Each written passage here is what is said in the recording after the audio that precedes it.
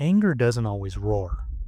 It often smolders like iron in the forge, glowing hotter as you ignore it. It's the tightening of your jaw, your quick, sharp tone, the heat rising within, just beneath control. It makes you feel strong, like you're protecting yourself. But all it's really doing is cracking the armor from the inside. And when you finally snap, it's not your enemies who are wounded. It's your wife, your children, and your covenant. Because anger doesn't need a weapon to wound. It only needs the man who refuses to sheathe his pride. It doesn't start with rage. It starts with reason. You tell yourself, you're under pressure. You're tired. You just need a break. You call it stress. But what it really is permission. Permission to speak sharper, permission to pull away, and permission to let irritation pass for strength. You think it's all under control, but the fire is already spreading. Not through shouts, but through sighs. Not through fists, but through silence. Your wife feels it before you even see it. The temperature in the room rises when you walk in. Your kids grow quieter, cautious, reading your mood like an open book. You've convinced yourself you're still in control. But control built on pride isn't strength. It's a fuse. And every time you refuse to humble yourself, you move one step closer to that explosive moment you'll regret. But God doesn't call you to bury your anger. He calls you to bring it under His command. He doesn't say, never be angry. He says, be angry and do not sin. Do not let the sun go down on your wrath, nor give place to the devil. Ephesians 4:26-27. Anger itself isn't evil. It's simply power untamed. But when it's surrendered to God, that power becomes holy protection instead of worldly destruction. The forge doesn't destroy the metal, it tempers it. The man who yields his fire to God becomes stronger, tempered like the steel. Because righteous anger doesn't burn down covenants. It guards them. Anger doesn't explode without warning. You allow it to build in silence. Beneath the armor, beneath the control, beneath the I'm fine. One harsh word, one missed expectation, one wound reopened, and what was pressure becomes a fracture. Pride disguises anger well. You tell yourself I'm fine, but your tone tells another story. Your patience thins, your words sharpen, and what you call control is really a countdown. Let every man be swift to hear, slow to speak, slow to wrath, for the wrath of man does not produce the righteousness of God. James 1:19-20. Anger isn't born from righteousness. It's born from resistance. From trying to exert your control when God is asking for surrender. And the enemy knows this. He doesn't have to make you evil, just reactive.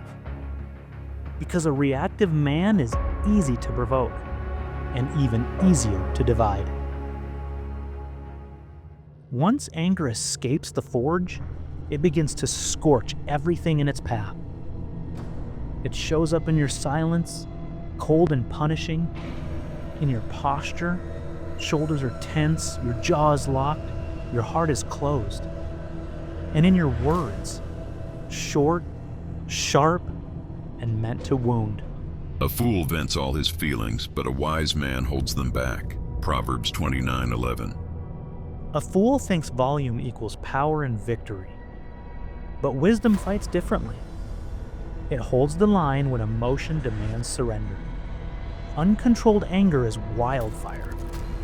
burning your spouse and your children until the warm comfort of your home turns into scorching, damaging heat.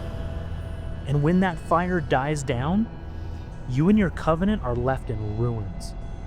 Trust is fractured, hearts are hardened, and the echoes of your words you can't take back still haunt your home. Your wife now measures her words, and your children grow cautious, and not out of respect, but survival. You thought you were protecting your authority, but in reality, you were dismantling it. Brother, you can't lead your family in love while they're afraid of your fire. Anger doesn't just scorch your home, it scars the hearts that live within it. But with God, even this fire can be redeemed. The flame that once destroyed can become the light that refines. Righteous anger isn't about reaction, it's about redirection. It's power brought under holy authority. David once burned with anger when Goliath mocked the armies of God. But his fury didn't consume him. It propelled him to act righteously. That's the difference between wrath and resolve. Put away all bitterness and anger, and be kind, tender-hearted, forgiving one another, just as God in Christ forgave you. Ephesians 4:31-32. And that's the transformation of a humble man in control. When the fire that once destroyed your peace becomes the flame that fuels protection of your soul and your covenant. You don't defeat anger by burying. You master it by surrendering. First, pause before you react. When emotion rises, stop. Breathe. Pray. Don't let your first reaction be your loudest response. Second, confess the root. Anger often hides a deeper wound: pride, fear, or insecurity. Name it before God so He can heal it for you. Third, guard your home's atmosphere. Your tone sets the temperature of your household. If you stay hot, everyone else burns. Fourth, make peace quickly. Don't let the sun go down while the smoke still lingers. Initiate that reconciliation, even when it's hard. And finally, invite accountability. A brother who loves you enough to call out your fire can save your covenant from being consumed by it. You cannot fight this battle alone, and you don't have to. In the right hands, even fire can serve as God's purpose. This week, I challenge you to temper your fire before it scorches. Practice surrendering your anger to God. Before every reaction, every harsh word, pause, step back, and then pray. And don't stop there. Take one step of restoration with your wife. If your words have wounded her, it's time to make it right. Apologize, not later, but now. Look her in the eyes and begin rebuilding what your pride has burned. And then take it even further. Find a brother you trust and ask him to hold you accountable. Because a man who fights alone eventually falls alone. And when the next test comes, because it will, remember this: you're not just fighting to stay calm. You're fighting to protect your covenant, your peace, and your witness. Every time you choose humility over heat, you prove that the fire no longer controls you. You've placed it back under God's command.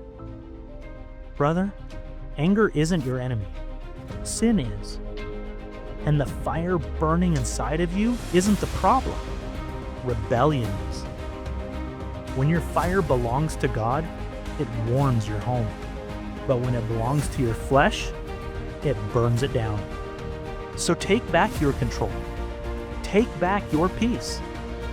Be the man who doesn't lash out, but leans in. Be the husband whose strength is measured not by volume, but by restraint. Because the strongest warriors don't lose control, they master it. Let the fire of God forge your patience, your discipline, and your heart. Forged in faith, bound by covenant. Let's get to work.